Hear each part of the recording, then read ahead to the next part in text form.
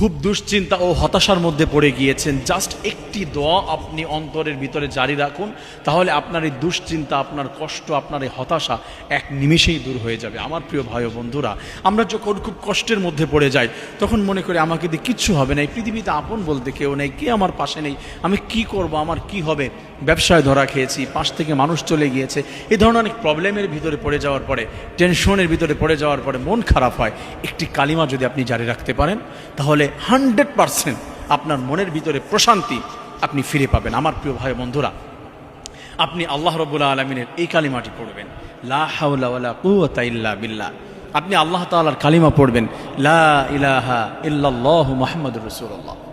আল্লাহ তাআলা ছাড়া আর কেউ নেই, আল্লাহ তাআলা ছাড়া আর ইলাহ কেউ নেই পৃথিবীতে, সেই একক, এক ও একক, অদ্বিতীয়। মুহাম্মদ সাল্লাল্লাহু আলাইহি সাল্লাম আমাকে সুপারিশ করবেন, সে হচ্ছে আল্লাহ তাআলা প্রেরিত নবী এবং রাসূল, আল্লাহ তাআলার বান্দা, আমার প্রিয় ব্যক্তি।